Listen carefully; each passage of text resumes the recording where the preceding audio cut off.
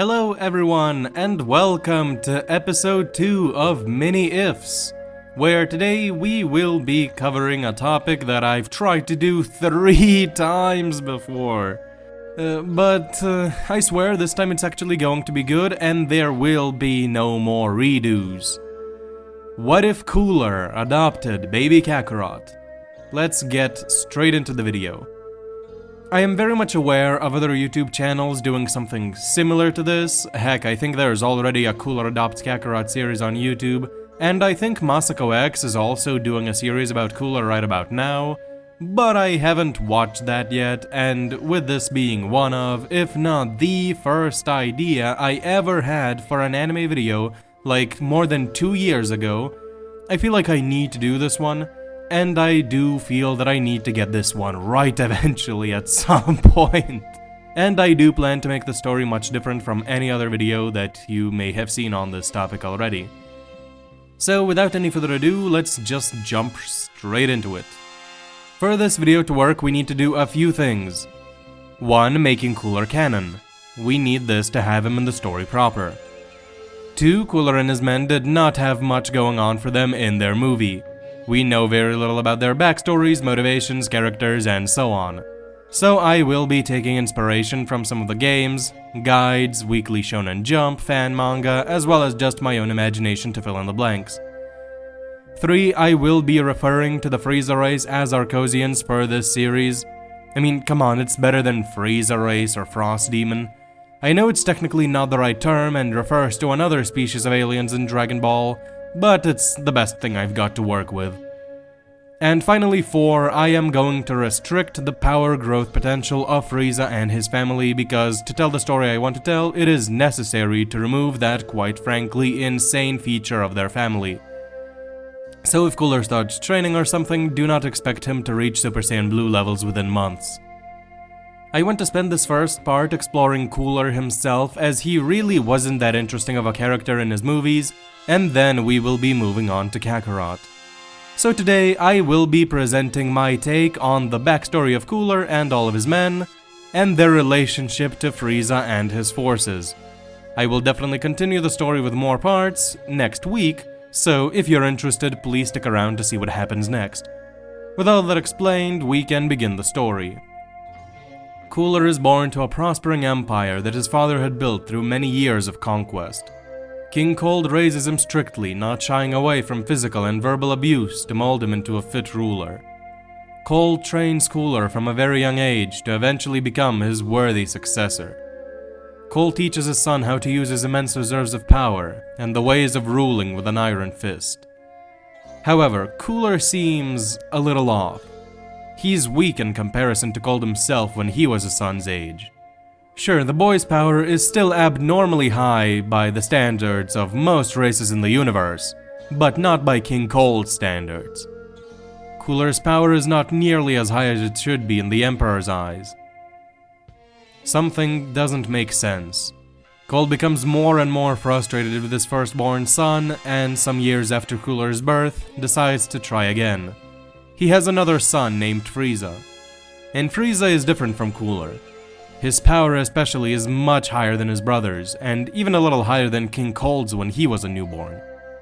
Needless to say, the Emperor is very pleased. He starts neglecting Kūra and focuses more on Frieza. Cold takes his time with his youngest son, wanting to make him the perfect successor.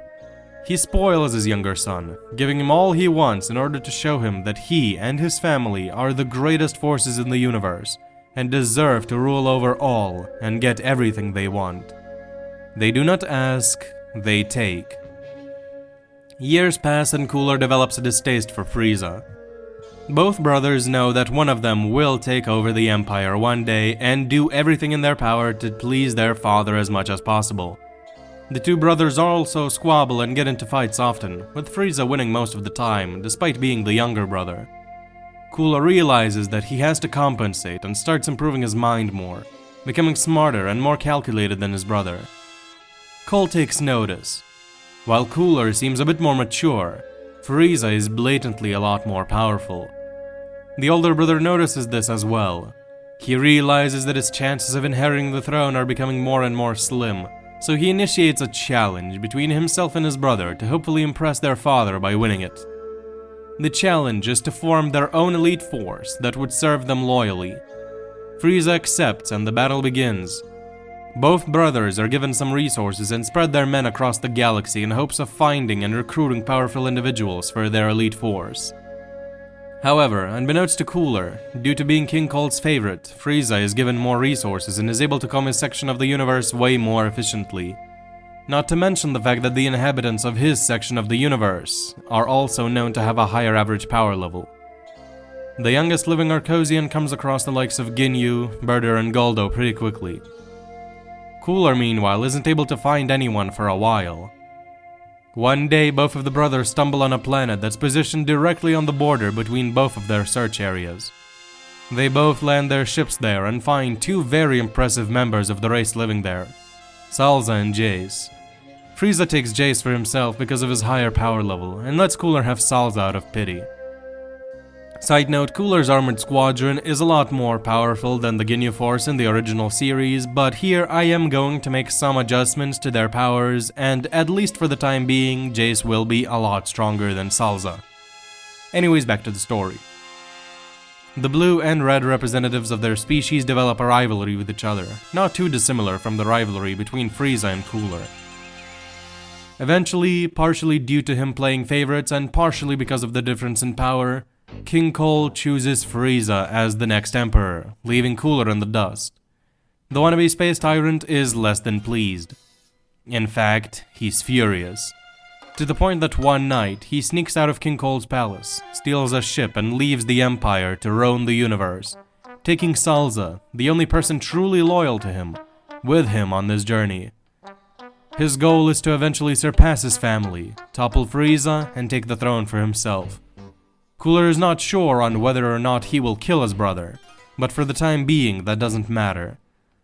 This all happens before the events we see at the start of the Broly movie, where Frieza seemed to be pretty young. Cooler is older, but I would still assume that he'd be around his late teenage years or maybe very early adulthood during this part of the story. Or whatever the equivalent is of being a teenager in Arcosian terms. And so, Cooler travels the universe with his henchmen. He's able to figure out the controls of the ship, so he's able to pilot it without any issue, though he does plan to get some minions to do that for him eventually.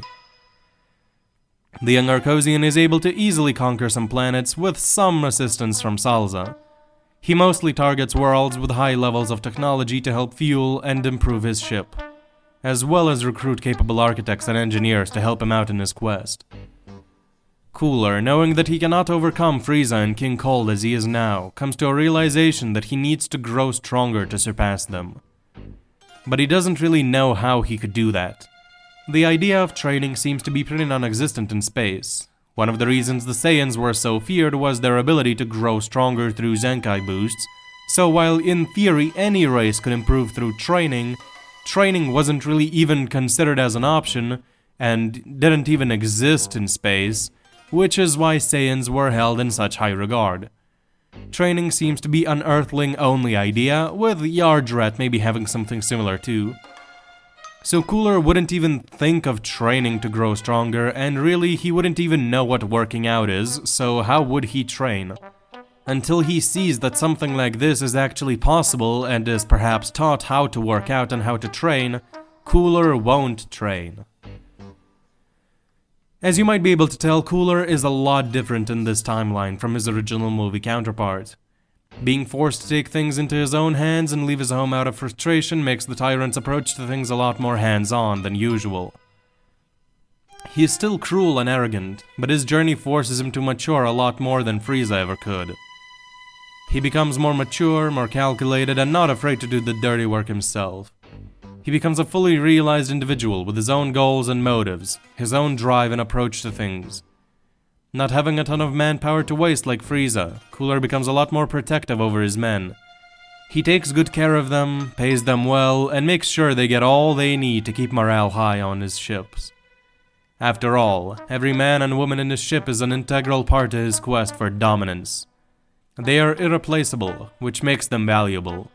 Cooler doesn't care for his minions or even have any attachments to them per se, but he does treat them with respect and never kills any of his own subordinates, because he cannot afford to waste what little he has. Though there are a couple exceptions. During his travels, he forms the Armored Squadron, a trio of elite soldiers which he can trust. The young Emperor takes a liking to them and does start to care for them somewhat, especially Salza, who's always been by his side. Because of all this, Cooler becomes someone who is well respected by his subordinates, from being cunning, resourceful, tactical, and perhaps most of all, respectful to his men. And he is feared by his enemies for the same exact reasons. Well, that and his power, which is still way higher than anyone else's besides his own family. And that's when Cooler comes to an epiphany. He is not going to take Frieza's throne for himself. What would be the point in that? His family is full of idiots and arrogant fools who waste their manpower and resources needlessly and ravage planets which could be profitable otherwise. There is no value in such an empire.